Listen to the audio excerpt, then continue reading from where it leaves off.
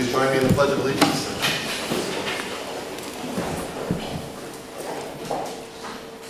I pledge allegiance to the flag of the United States of America and to the republic for which it stands, one nation, under God, indivisible, with liberty and justice for all. First order of business is to approve tonight's agenda. Can I have a motion to approve that agenda? Second. I have a motion and a second. I'm sorry, I couldn't hear. I think it was Dominique was the motion and Lynn was the second. Thank you. Any discussion on the agenda? All those in favor of the agenda, please say aye. Aye. Opposed, please say no. All right, the next one, need a motion to approve the Board of Education meeting minutes for October 6th. Second. Motion and a second. Any discussion about those minutes? All right, all those in favor, please say aye. Aye. And opposed, say no. And one abstention. One abstention, thank you. And next would be patron comments, but I don't think we have any patron comments tonight, so I don't have to read through that. Which takes us to superintendent and board comments, so I'll turn that over to Dr. Snows. Thank you. Good evening. Good evening. Good to see everyone. A few exciting things. Today was a really exciting day in our school district. Governor Jay Nixon visited Fairway Elementary School today to congratulate students, teachers, and administrators for being recognized as a 2016 National Blue Ribbon School by the U.S. Department of Education. You know, it's a pretty neat thing to think about the governor visiting your school anyway, but I think he made it extra special by, telling the kids and explaining to the kids in 2 classrooms in the assembly about how that meant how they were so good and how their school was so good and how they could be so proud and so happy. It was just it was a really, really good time. And he went in a couple classrooms and it was fun to see the kids interact, and the kids were great in the assembly. So we were really, really pleased about that. We appreciate his support, his advocacy for public education. It was great to see him at Fairway, and again, congratulations to Fairway on being a National Blue Ribbon School. On Friday, Fox 2 will be at Eureka High School, where our Eureka Wildcats will get the opportunity to show their school spirit very early in the morning. The Eureka football team will be up bright and early to participate in the Fox 2 Pep Zone. It'll be a lot of fun. I think the first segment you can see if you're watching Fox 2 at 6:55. The kids have to be there at 6. So 6:30. I'm sorry. Oh, 6:35 is the first. Okay, 6:35 is the first. So if you've got the TV on, that should be fun. And this is National School Bus Safety Week. Thanks to our transportation staff for the care and attention provided to our students. We all have a responsibility to ensure our children arrive safely to school, and this week offers the opportunity to share with our families and communities how we can work together to make Rockwood an even safer place for our kids. Seems just that much more special to kind of celebrate that in our first year of having our own internal transportation system that continues to go very, very well. It's also Character Counts Week.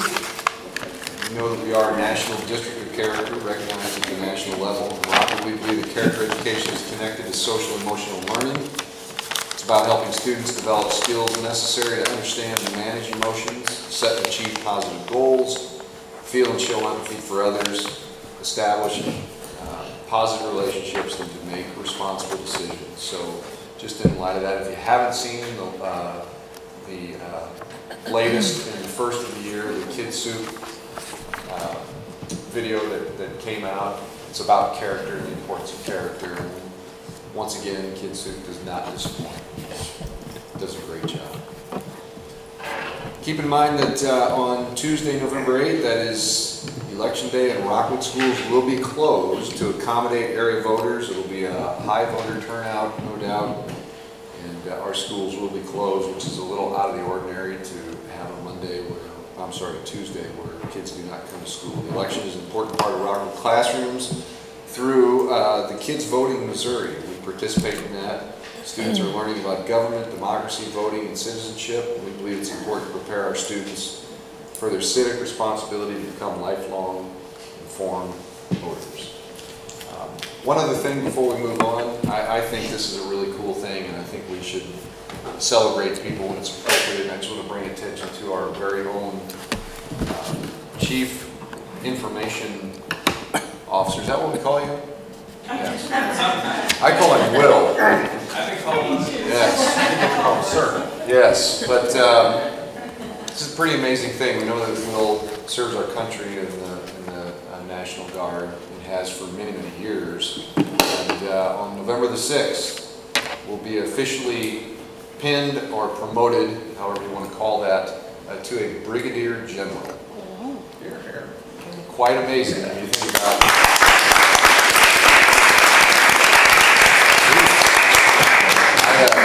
When I found this out, I pulled Will aside and I said, Will, when I tell you to do something, will you still do it? I think you outranked me now. That I can tell you with much respect and honesty that that does not go to Will's head. You would not even know that by the way he carries himself. You would with the dignity he carries himself with, but very humble man. Does great work for us. Very proud of you, Will, and glad you're part of the team. Congratulations. That's all I have. Any other board members have comments? Yeah, congratulations, Will. From a specialist 4th class, the highest I ever got, to a Brigadier General. And we need spec boards. If you need me to help you in any way, just let me know. That is good. Brigadier. No kidding. Anyone else? All right, the next order of business, I need a motion to approve the consent agenda items as submitted. So moved. Second. Any discussion? We have some, yes, Oh, 7.09? That was quick. donations. I think she knew that was coming. Yeah. We have 2 different groups. One was from Vincent J. Mancuso Foundation. I'm pretty sure they have donated before, if I remember right. They're donating $1,237.47 for use by students in early childhood preschool program, 3 iPad Air 2s. Heavy duty subcase for iPad Air 2. I don't know what a subcase is. Anybody know what that is? SUP case? Is that a storage case for it? Storage, oh, okay. Thank you, Mr. and Mrs. Mancuso. Then 3 donations to Kellison Elementary by the PSO, Parent Support Organization, or I don't know what the S is for. First one's $1,100 for welcome signs for new students. Welcome signs be placed in the new students' kindergartner's yard at the beginning of the school year. $1,249.95 for tiger mascot costume for school events. If you didn't know that their mascot is the tiger. Be used at school events. And $1,349 for motor lab for primary students. Ready Bodies Learning Minds Motor Lab Kit to be used for our primary students to develop their gross and fine motor skills. And as always, we get these donations every board meeting, and you get a lot at the end of the year, but we're also consistently getting them every board meeting, which is just fabulous. Thank you. Any other comments on the consent agenda items? Motion was to approve those consent agenda items. All in favor, please say aye. Aye. Any opposed, say no. That does pass. The next item is need a motion to proclaim October 24th through the 28th as Red Ribbon Week in the Rockwood School District.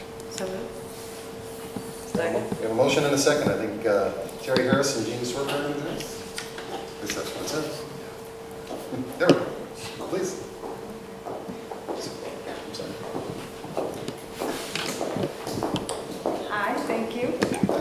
I'm Jean Sikora, and I'm the new director of the Rockwood Drug-Free Coalition. Thank you very much. You can have a seat, Jean. Oh, have a seat. Okay. I've never done this before. It's okay. So I just wanted to say very quickly thank you to Dr. Harris and to Dr. Knost and to all of you. Very excited to be involved with the coalition and for all the support you continually give the coalition. And I brought a couple of things I'll leave for you. One, this weekend there's a DEA-sponsored collaborative drug take-back. I saw signs all along Manchester already, so I'm very excited about that. We sponsored 5 locations for that take-back this weekend, and here's information. And then kind of a special event we're hosting along with a group called AIR at Salvage during their Red Ribbon Week celebration. I just thought you might want some information. Great, thank you. I think Director Bays is going to read the proclamation for us. Red Ribbon Week Proclamation, October 24th through 28th, 2016. Whereas Rockwood School District values the health and safety of all our students and citizens, and whereas alcohol and drug abuse is one of the greatest threats to the health of youth, and whereas education is our most important tool in preventing substance abuse, and whereas unified prevention education efforts implemented by students, parents, counselors, teachers, law enforcement officers, business leaders, elected officials, and others will help establish community norms that celebrate adolescents and teens who rise above the influence of alcohol and drugs. And whereas National Red Ribbon Week will be celebrated October 24th through 28th across the country, now therefore be it resolved that Rockwood School District does hereby proclaim October 24th through 28th, 2016 as Red Ribbon Week within the district, as well as district support in demonstrating the unity around healthy, drug-free lifestyles. Thank you. Thank you. Any discussion on this proclamation? All right, all those in favor, please say aye. Aye. Good. Any opposed, say no. That passes. I think we have one more. So the next one is a motion to proclaim October 24th through the 28th as the 7th annual observance of the Rockwood School District Drug-Free Coalition Week. Read that motion. Good job. So moved. Second. We have a motion and a second. Can you tell us a little about this one?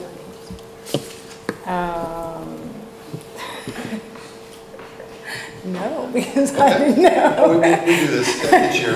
It's a matter of course. Our drug-free coalition, I say ours like we're claiming it, it's something we're very proud of. It's award-winning. It's been a great thing for our kids and for our district as a whole. So, in addition to the Red Ribbon Week, which I always want to say what is it? I get it. We also do the week, proclaiming that week as the Drug-Free Coalition Week. So, I think Dr. Kinder is going to read this one for us. First, Gene, welcome. It's nice to put a face with the name on emails, all in thank capitals you. that we get every once in a while. Thank you. Proclamation for Rockwood Drug-Free Coalition. Rockwood Drug-Free Coalition provides leadership, education, and resources to prevent and address substance abuse among youth. Collaboration between the coalition, Rockwood School District, and many community partners ensures success with community prevention programs, protecting Rockwood students so that they can thrive. Whereas, by equipping youth to make healthy choices for their futures, and whereas, by providing parents with information and support to guide their children in decision-making and enhancing their lives, and whereas, by encouraging neighborhoods to give young people a voice and opportunities for involvement within their own communities, and whereas, by collaborating with community leaders to foster prevention efforts with a common goal of helping our young people remain drug and alcohol free, and whereas October is National Substance Abuse Prevention Month. Now, therefore, we, the Rockwood School District Board of Education, do hereby proclaim October 24th through October 28th, 2016 as the 7th annual observance of Rockwood Drug-Free Coalition Week. Signed this 28th day of October 2016 by Matt Dole, President of Rockwood Board of Education. Any discussion over this proclamation? I want to make a comment just to piggyback on yours. I had a conversation just today with a parent, very heartfelt conversation, but this is a parent that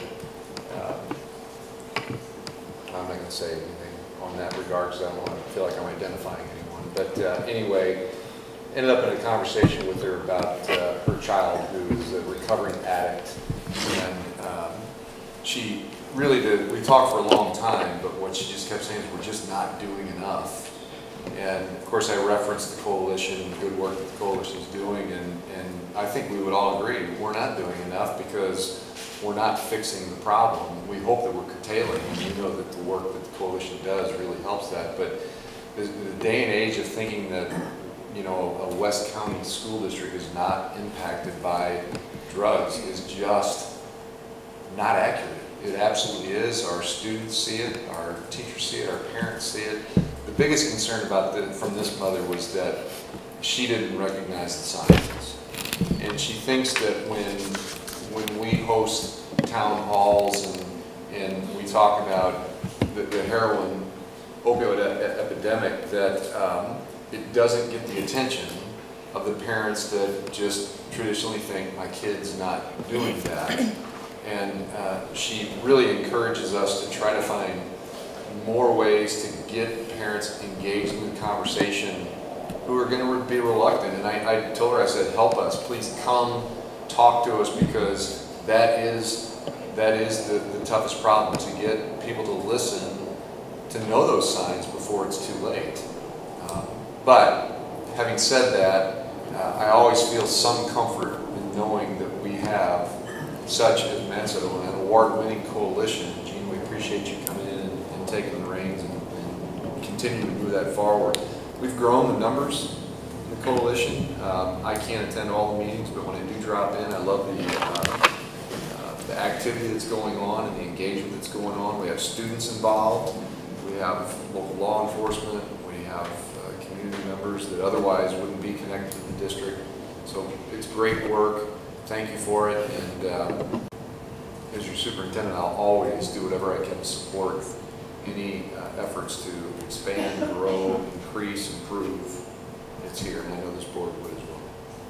Thank you. Thank you. All right, the motion is to approve this proclamation. All those in favor, please say aye. Aye.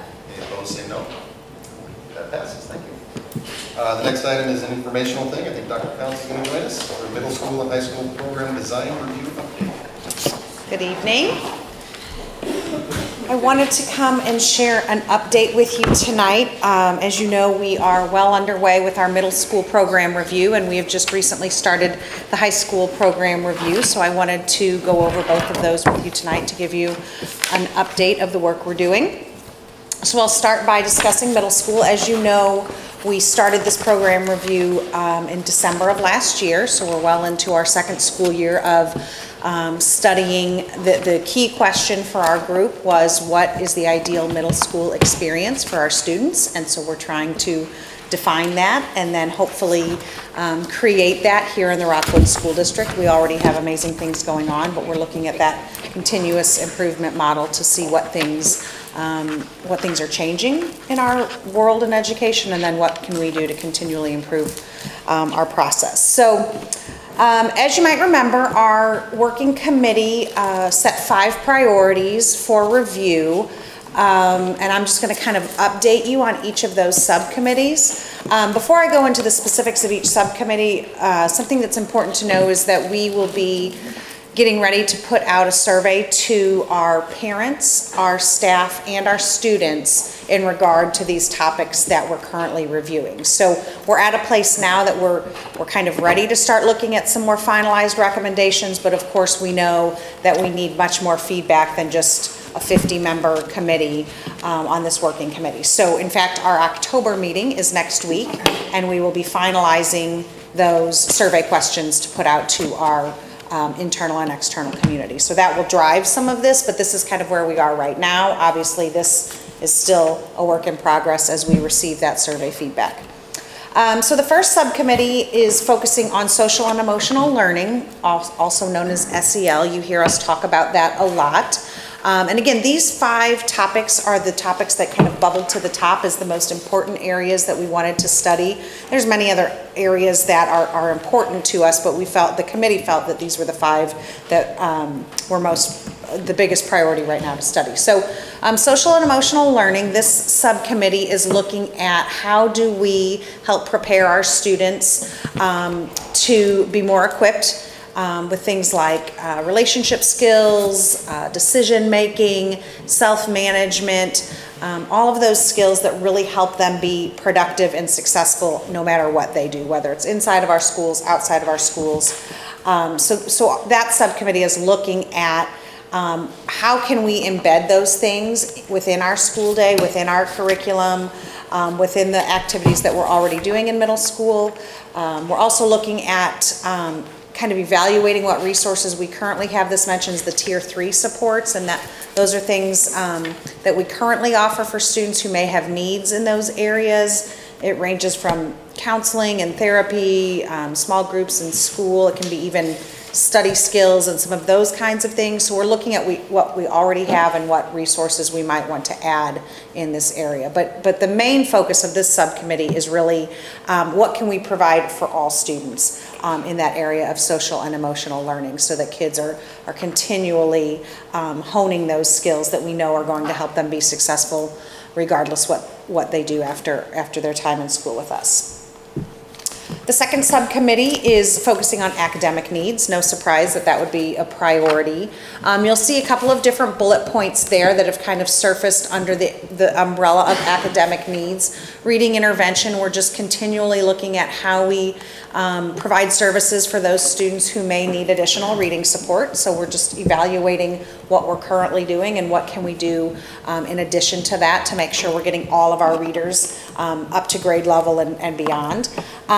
A big topic of this committee has been math instruction, and you may have even heard as board members comments and concerns sometimes about the sequence of our math instruction, and right now in many cases for students to be advanced in our math curriculum involves grade skipping, and so that just poses a whole set of challenges and logistics. So we're looking at the scope and sequence and how we deliver our math curriculum, which will then impact what it looks like in the middle school. So that's a big part of that work. Another important part of the work that I'll touch on is the scheduled intervention time. And that is a theme really that we're hearing in both middle school and high school. And it's just, again, that flexible time to work with kids on a whole variety of things. That could be in that social emotional realm, it could be academics, it could be for a variety of things, but just some more fluidity within our schedules so that we can differentiate for kids a little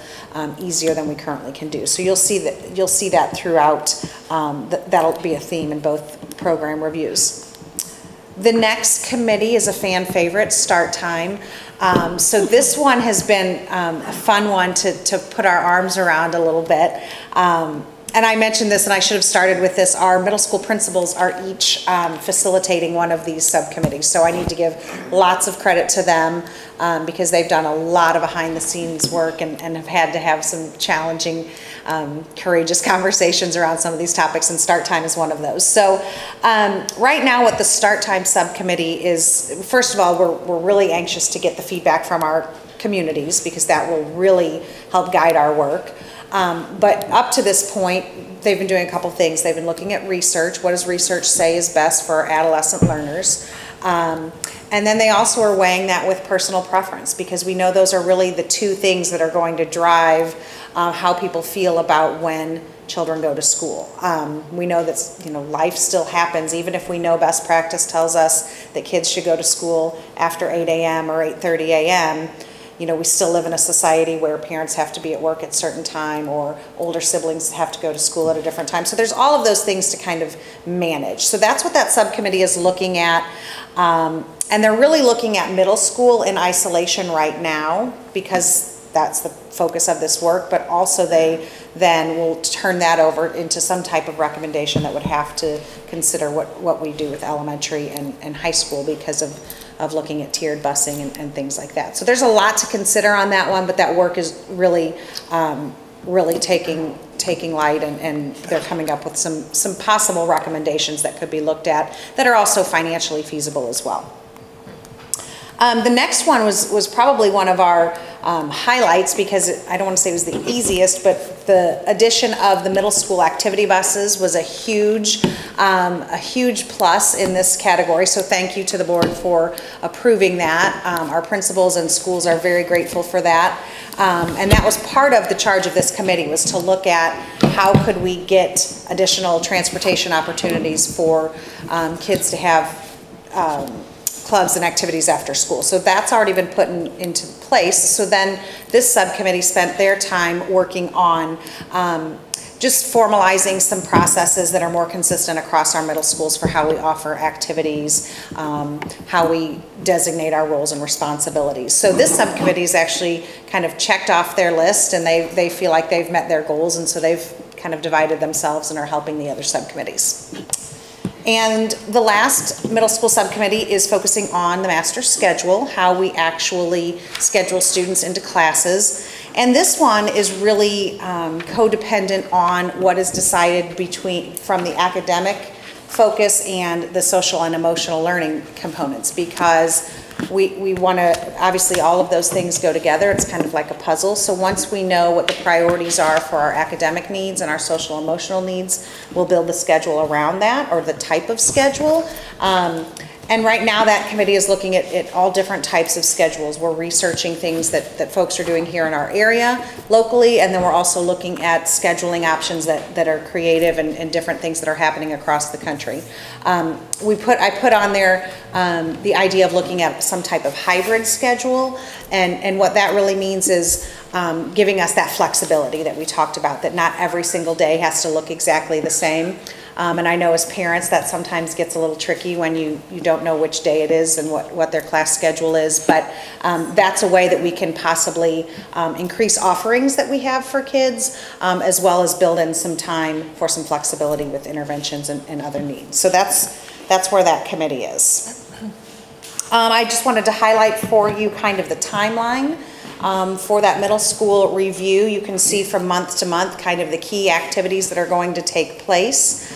You'll notice that our goal is to have hopefully some final recommendations to you in March. But prior to that, kind of working backward in February, we'll be finalizing. We're going to do a community engagement event in January where we can share our potential recommendations with our community so they are in the know. We'll put that survey out, we'll bring that survey data back to our subcommittees, and then they will formalize their recommendations at that point. So then before we bring that forward to the board, we wanted to share those possible recommendations with our community to get any additional feedback that we may have missed in that survey loop. So that's kind of the timeline. One thing that the working committee has talked a lot about is what will that recommendation look like? And sometimes we think of a recommendation that's going to be a long list of things. We're going to do this, and we're going to do this, and we're going to do this, and this is a big task, and there's a lot of pieces to make all of this work, and we want to make sure that we give it its due diligence. So the recommendation, while I do anticipate there will be things that we'll be asking maybe for approval for the upcoming school year, there may be other things that we'll be asking for more time to review those so that we can do additional research and make sure that we're making recommendations for the right reasons, not just for the sake of making a recommendation. So the recommendation may include some timeline of implementation phases, that maybe it'll be a 1, 2, 3 year rollout of recommendations, somewhere along that line. So that's what we're thinking that might look like. Okay, next I'll highlight high school program design, and this one will be fast because we really just started our work. Our first meeting was in October. This is a big committee. There's over 70 people that are on this committee, and it's one of those that it just kind of started growing, and we were happy about that. We've got lots of students that are participating in this committee, lots of parents, and very similar to the middle school review, we just want to look at that continuous improvement. We're doing a lot of great things. Obviously, our kids are successful in high school. We've got a good graduation rate. We've got good attendance rate. So we're not fixing anything that's broken. We're really just looking at our programs and seeing what we can do to continue to improve. So in our first meeting, we did a priority activity where we just brainstormed what our topics might be.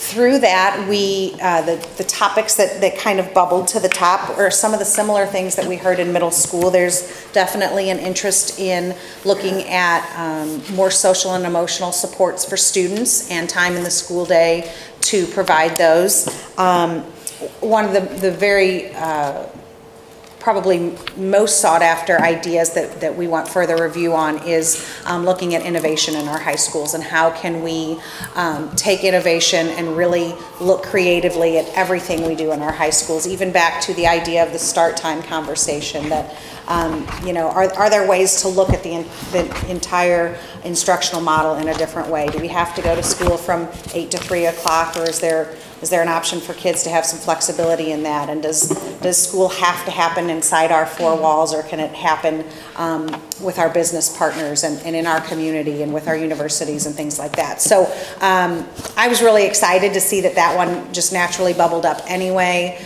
And so that's obviously a priority that we'll look at and come up with hopefully some really creative ideas on that. The other big topic that bubbled up is the master schedule and what that looks like, and also how we offer classes to kids and how kids earn credit in our schools. And it goes back to that innovative piece of looking at, and ironically we had a high school principals meeting today and we spent a lot of time talking about this. It was a really fun meeting, just talking about the traditional way that high school students earn credit, and it's a pretty rigid system, and that, you know, you have to do X, Y, and Z to earn this credit. And while we certainly don't want to diminish the rigor and the high expectations that we have in our courses, we also are learning so much from the innovative practices that are happening around the country, that there's so many other ways that kids can be learning and earning credit and preparing them for their future. So again, that was an exciting piece to see that our teachers and our parents and our students were asking for that. But let's review that and see if there are additional ways that kids can earn credits besides just your traditional sitting in a math or science class. As always, we keep our websites updated with communication of what's happening in our review process, so you can always find our meeting notes there, our agendas, PowerPoints, and things like that. And that's all I have. You guys have any questions? Lisa, when you get to the point of trying to make a decision of what to bring forward, do you do that by consensus, by majority vote, or how does that work? Right, that's a great question. So we've talked about that, and we will do a process in which we will be sharing out, because right now they're working in subcommittees, so we think it's very important, we said this from the beginning, that it's not just a subcommittee that's going to bring a recommendation forward. It will be the entire committee. So yeah, we will do some kind of consensus building to make sure that the recommendations we're bringing forward everyone is in agreement with. And then the other piece that I think is important is for us to bring that forward to our community even before we bring it to you, so that we make sure we're getting that feedback as well. That, you know, heaven forbid we're way off base and we're bringing something to the board and maybe a constituency of our community saying, well, that shouldn't be the recommendation. So we want to have that two-way communication as well. Do you have limiting factors such as, ooh, $2 million, there's no way we can afford them? No, I didn't think we had any limits. I'm sure we do. Yeah, exactly. I missed that memo.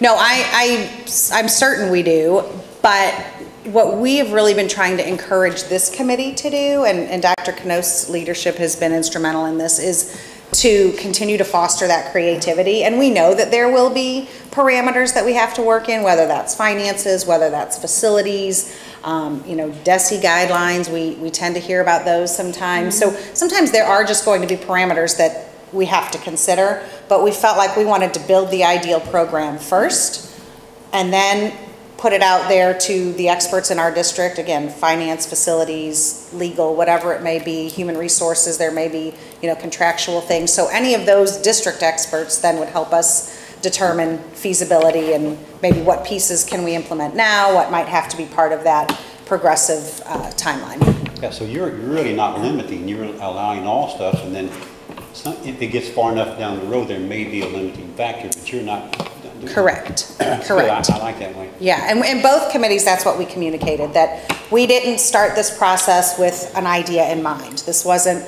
you know, come in and build X, Y, and Z schedule or figure out how to change the start time. These were really topics that bubbled up naturally. We're going to build what we think is ideal for our kids and our communities, and then we'll figure out how to make it happen. Hopefully. It's really hard to, the challenge is you encourage people to think out of the box and be innovative, and if you're not careful, if you imply all these parameters, as soon as you tell them to get out of the box and be innovative, they're going to get right back in that box, because those parameters are going to keep you from thinking. Right. You're going to be limited, so you almost have to, and it is a balance though. You don't want you don't want to suggest that, hey, anything's possible, and, you know, get people really excited about something that is just in the long run, there's no way that we can do. But I think that's what I really like about what Lisa said in regards to the middle school, and the fact that recommendations could come with an implementation plan. You know, so it may be something that's, it takes a terraced approach to get to it. Maybe it takes 2 or 3 years, and you do something a little different this year, then something different the next year to get there to make it a reality. But I like the way they're thinking. I think it really supports our innovative mindset that we've been trying to forge ahead with. I have a couple questions. Sure.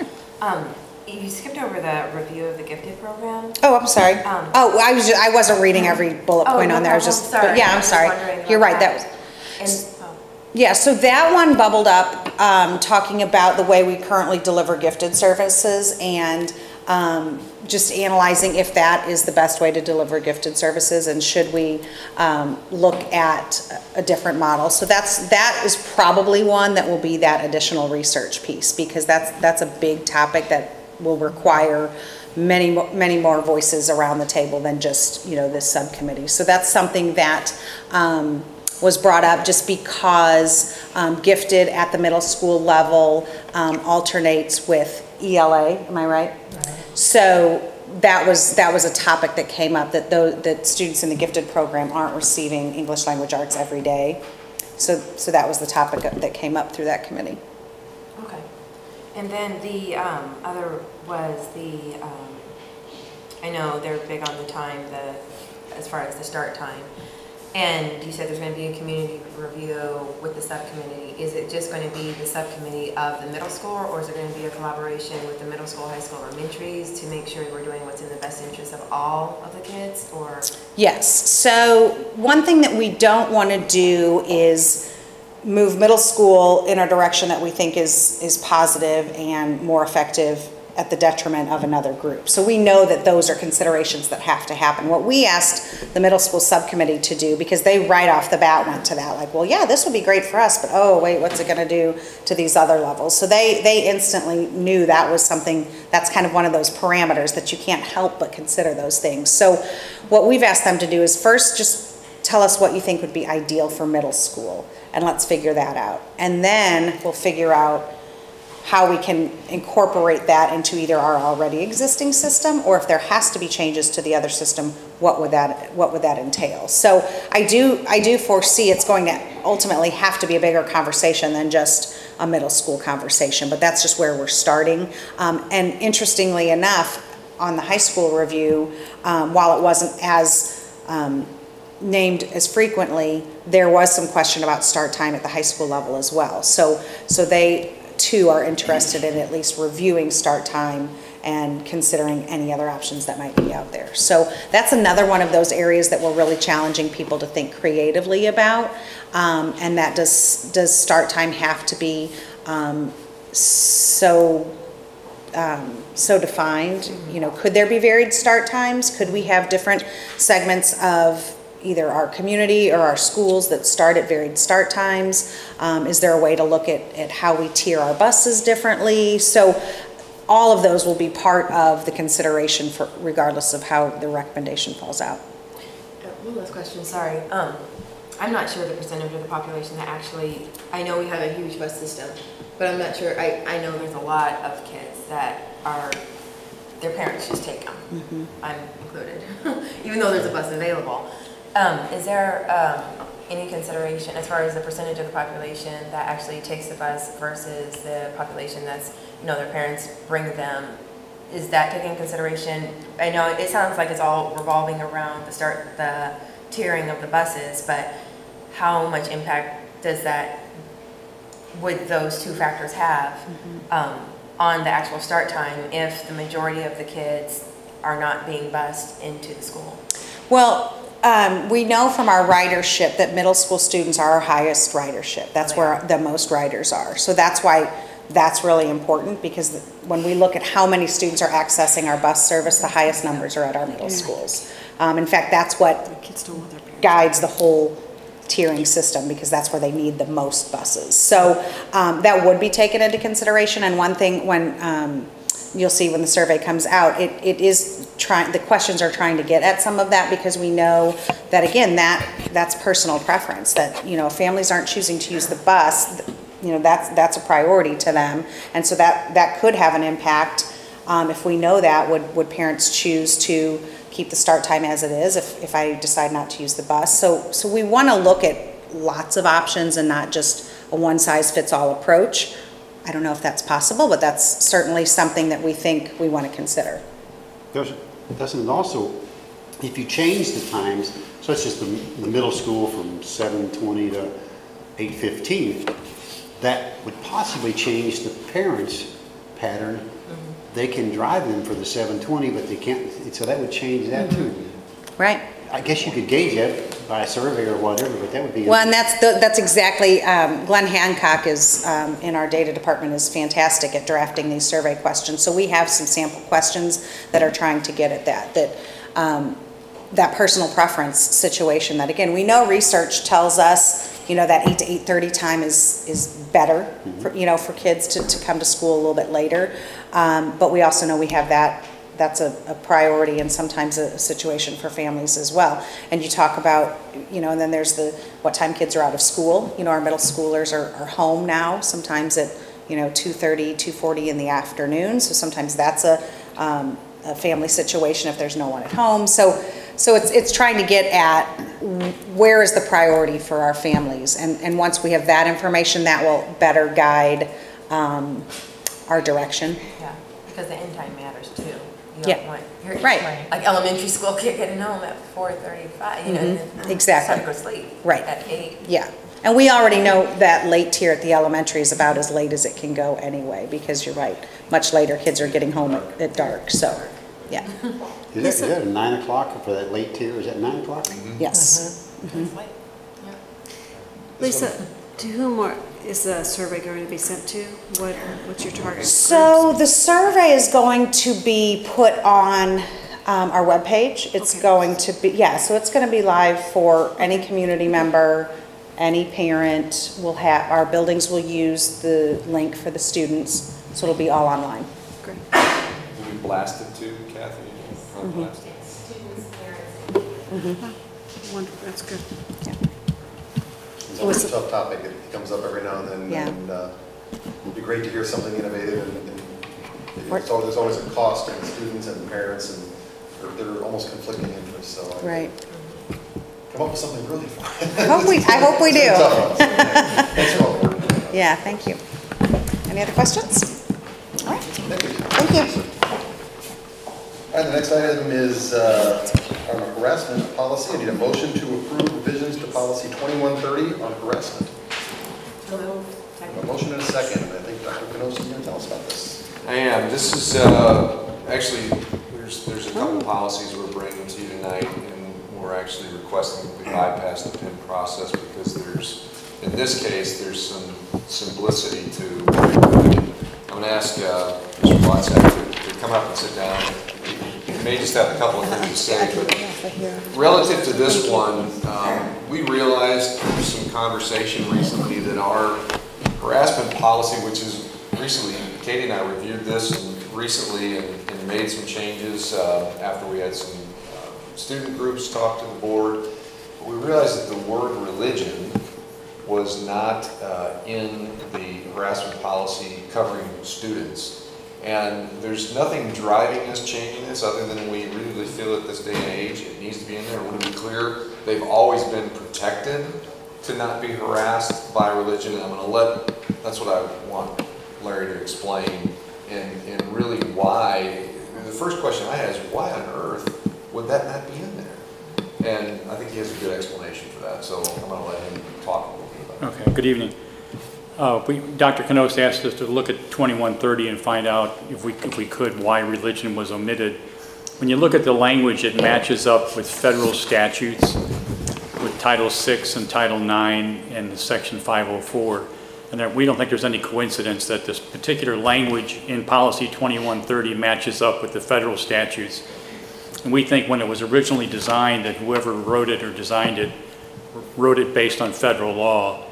And under federal law, religion is not a protected class except in an employment context. And 2130 doesn't deal with, we have policies in employment, but 2130 is more for students. So we think what happened is they were following the federal law. Religion is not in the federal law except for employment, and it just was accidentally omitted.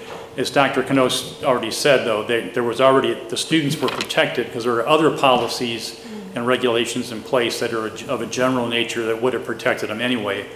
But now that the issue has been brought to the surface, we recommended that you include religion because the state law, the Missouri Human Rights Act, does include religion, and there's no reason not to have it in here. So we recommend you just put it in. That's it, what's been provided for you, and again, why we absolutely could ask you to allow us to review it. Kind of guilty of already doing that, but we go through the PIN process, but it is as simple as adding the word religion to make everything match, whether it's talking about our staff or our students, and it just seems like the right thing to do without a lot of talk or discussion about it. So Larry, does that cover non-religion as well? Cover what? Non-religion as well? Lack of religion. Lack of religion? So let's say a kid who has no religious beliefs. Can't be harassed because they're... Oh, yes, yeah, the atheists. Missouri Human Rights would cover lack of religion, like an atheist, or that would be a form of religious discrimination, or lack of religion discrimination. And this has come up before when we talk about harassment. The school district will not tolerate harassment for any reason. Somebody who's making an I won't say unsafe, but making an environment that's uncomfortable for another student, it almost doesn't matter what the reason is. Putting religion in here does match the Missouri statutes. Right. And harassment kind of goes over into bullying at some point too, so you don't have to have a specific reason for the harassing behavior, because harassing behavior can be interpreted as bullying behavior, and that's prohibited as well. Would we have to add that language to say lack of religion? I know atheist, that's a form of, but sometimes we don't want to be classified as that either. And so would you have to add that language to it to say religion or lack of? We can make it say religious beliefs, and that would be lack of religion. I think that would almost sound better, just to... We could change it. Would that change the meaning here though? Yeah, I mean, I don't want to change... We're ready to yeah. approve, but... No, I mean, the word religion is going to be interpreted, we're going to go by the state law, so the state law does cover lack of religion. Religion or lack thereof. And if you feel more comfortable, we can put it, it's not necessary, but we can put it in, but it's not legally necessary, is what I would say. Can we approve it prior to, like if we're going to approve it now, can we approve it with that language? You can do that, or you can bring it back for a second reading, whatever the board wants to do. Well, just a question on point of order. At this point, if somebody made a motion to amend that to religion or lack thereof, and then we approve it, we can do that all right now. Or religious beliefs. Or religious beliefs. I mean, that's what you're insinuating? I mean, is that what you're thinking? It's not necessary, but if it gives you a better comfort level, you can do it. Which well, one? I mean, I think it just talks about sexual orientation. It talks about, you know, if we're putting this in to cover ourselves, every kid, I mean, I think that's Larry, what would you religious recommend? beliefs. Religious beliefs or religion or lack thereof? I don't know, that might be. Or I don't know. I wonder if we're not just debating with I don't wanna ourselves make a big or deal about changing this, happy but to glad. I that- mean, yeah. I think it's Right. covered legally. So. Right. Yeah, if you think it's covered, we're fine. I'm just Yeah, I put would, that out there. I'm not trying to play attorney here, but I would think that if you're stating that someone is protected from harassment over religion, that's referring to their religious beliefs, and if somebody's religious beliefs are that they don't have religious beliefs, Right. that seems to... I mean, it's covered. It's legally adequate. I mean, so if somebody's being harassed because they lack religious beliefs or because they're an atheist, that you could discipline them under this policy. Because it's related to religion. Right. This is just a statement, but what is so sad in this day and age, after 200 and plus years as a country or more, that we even have to have a policy like this. That's just personal belief. You shouldn't even have to have a policy like that. I understand through the law, et cetera, and so forth, but we should be past that, but we haven't gotten there yet. Just a statement. Any other discussion on the harassment policy? The motion is to approve it as it's being shown. All those in favor, please say aye. Aye. Aye. Any opposed, say no. Great, that does pass. I looked at the statute while you were voting, and it says religion too, so I think we're better off just leaving it religion. Thank you. Sure. Next one is another policy on the suspension or termination of professional support staff and One before certified. Oh, I missed one. On the suspension of certificated staff. So I need a motion to approve revisions to policy 4720, suspension of certificated staff. And if we Easy for need, me to say. Katie can answer any questions you have about this. This is one that is driven legislatively, so it's one that I've used so many examples in the past where it really doesn't make any sense to do a PIN process because we're required to align our policies to legislation that just came through. But Katie's very aware of these things, and we still have Larry here if there's any questions, and Katie can come over and answer some questions. How has this changed, Katie, from what policy's been? What changed is now we're required within, if we put an employee on administrative leave to have a hearing within 60 days, which was not a requirement in the past. That administrative leave could have gone a long time, couldn't it? Yeah.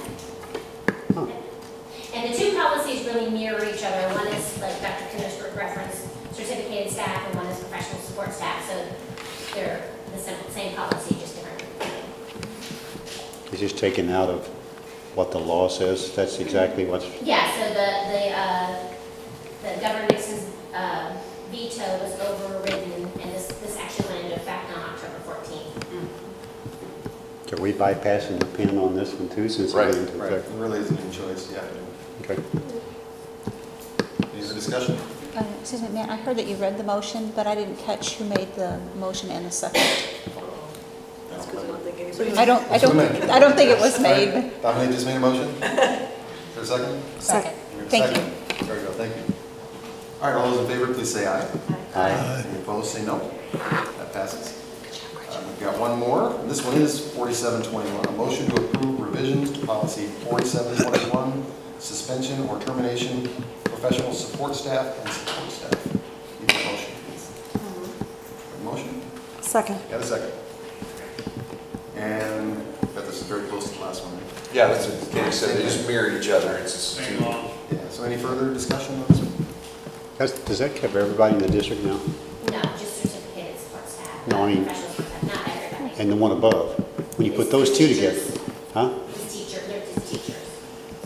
Oh. Well, who wouldn't be covered under this then? Support staff that isn't contracted.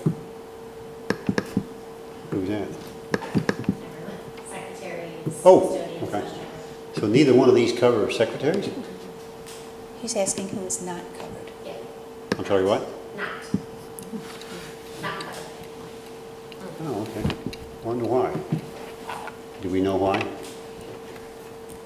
Larry? It's a contracted employee, so they're not contracted. We don't have contracts with secretaries?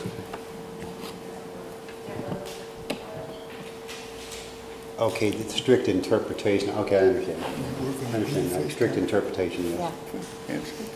Yeah. Any other discussion on the motion?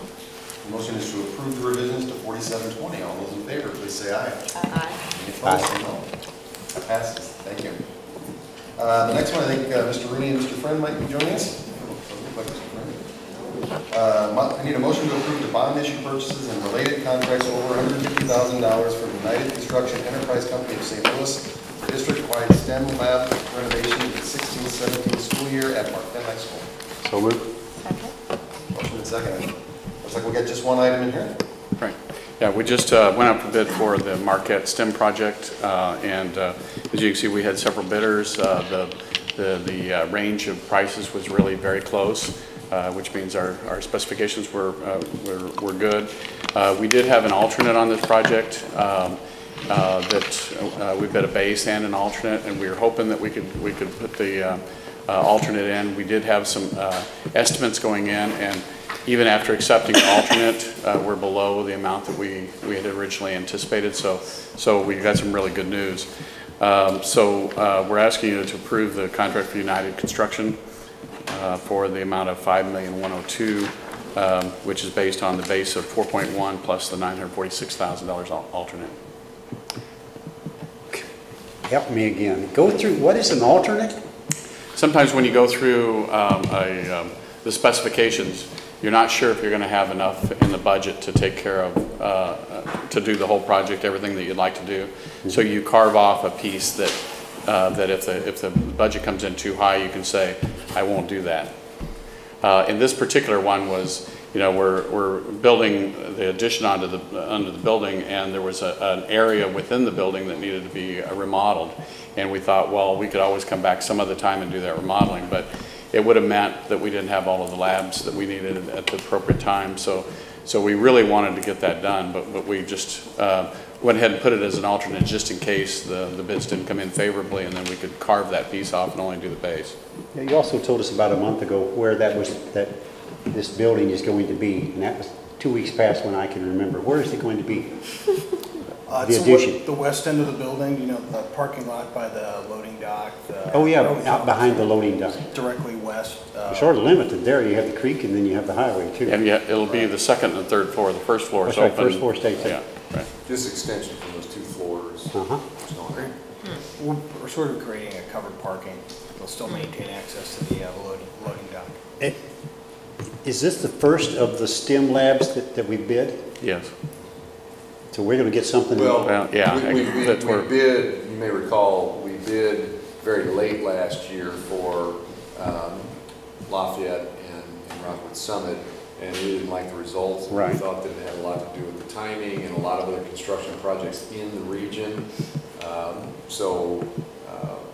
Through our advisement we had and our own internal knowledge, it made sense to punt, and that's kind of what we did, and we're prepared to go out for bid December-ish on that, and we think we're going to have much better results. Okay. We're looking at mid-November, and then we would come to one of the board meetings in January with the... Lafayette and Summit, are those within the existing building? Yes. So that's, logic says that should cost less. It's harder to reach the work area. That's the big problem. They're both literally in the center of the building. Yeah, the challenge with that is the time frame, because we can start, when will we start construction on Marquette? Well, this contractor wants to get going. We want to get going. We're going to meet at Marquette Tuesday, and they want to be on site Wednesday or Thursday, put up a fence and mobilize. So we'll see that. It won't impact the ability to have school. The challenges that come with Lafayette and Summit are that we have the summer to get it done. And we've talked before about how we're expanding that window, working with the principals, and we're feeling good about our ability to get that done next summer. But this one's a little different because it's... And Eureka's going to wait until we know more about the patterns of students coming in. Yes, we're looking at monitoring the potential growth and what we may be doing, and we're thinking it doesn't make a whole lot of sense to alter something right now if we're going to end up doing a project that's more like what we're doing at Marquette, more like a building addition. It wouldn't make a lot of sense to renovate a certain area to accommodate science to a better degree, and then later have an addition where we're going to put science, and then those renovations wouldn't make a lot of sense. So it's made some sense to hold off on that until we do some more analysis. So this project will be finished when? Marquette? Yes. August 1st. Next year. If not before. Next year. So at some point, do you have drawings or something that you can visualize how that's going to look? Just whenever? Yeah. Okay. I can tell you, just from the bids, your next bid looks like it's about 0.6% higher. All your bids are so close together that the spec must have been pretty tight. Yes, yeah. It's when the spec is not very good, you get things all over the board. So right. That was and we're pleased too that we do have those other 2 projects going to go out soon, and we have a lot of interest in these projects. So we're hoping that as we because of the complexity of trying to manage one budget over 4 sites, it kind of got held up. And then when we went out for bid, as Dr. Knost mentioned, we were not pleased with the number of bids we have. But now going out earlier, we're seeing that we're getting some good contractors. This is all bond issue money? Yes. And we're okay within the range of the amount that we sort of set aside? Yes. Good. Just for the record, the process of using an alternate, either an add alternate or a deduct alternate, is very, very common. You do things like, good, better, or best computer cabling, what can you really afford in the budget, so it's just a common practice. All right, any other questions? All right, the motion is to approve this bond issue purchase. All those in favor, please say aye. Aye. Any opposed, say no. That carries. Thank you. Let's see, we have a proposed agenda for discussion for the November 10th meeting.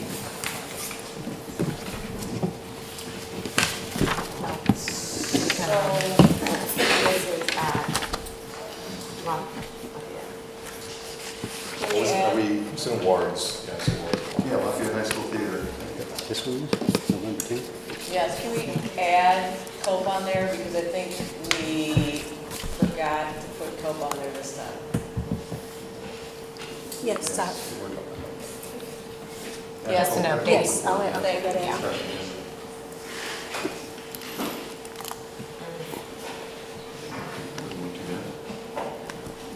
Looks worse than this. It looks worse than it is. Well, I mean, there's a lot of items, but Yeah, not- a lot of lines, it's not so but bad. there's not, Yeah. it's not, What's that? I can't read that. FSLA update? yeah. What's that? Fair Standard Labor. Oh, Thank you. As always, there's still time to add things to the agenda through next week. It's kind of funny when it's. And as a reminder to everybody, it's not here next time, it's at Lafayette High School. I say that enough times, even I'll remember it. So. That's the only one in November. Yes. On one board meeting. Unless you like to meet on Thanksgiving. Sure. No. All right, I think we have one more item. That's the future agenda presentations and events to attend. We mentioned last time there was a whole bunch of the veterans celebrations, Veterans Day celebrations. And this one we have on our table here talks about on the 10th, I think, which is actually the day before. They're spread out over 2 or 3 days. If you can make it to as many of them as you can, it's a great assembly at the school. We're always happy to have board members there. Good things to attend. So, could we do some sort of spreadsheet? We've done that in the past, just to make these. Oh, sure yes. Going to which ones? Yes. Yeah, make sure these are covered, because, I've got this list that Kathy's office put together, and we have a whole bunch. So, some sort of spreadsheet where we can just, Yeah. not spreadsheet, but like a Google Docs where we can, Sure. add. Janet's doing that, obviously for me, so it would be really easy for her to, as always, kind of play in touch with you all, and kind of help juggle a little bit. And even though we haven't got invitations to all these, I know that That will happen, right? You won't get sure invitations. would appreciate it, so. Dr. Kennedy, you were a speaker one last year. Are you doing it this year? I'm not. They retired. But I am going to South Springs. Okay. I don't mean like talk. I'm going to Babbler. Never mind. Do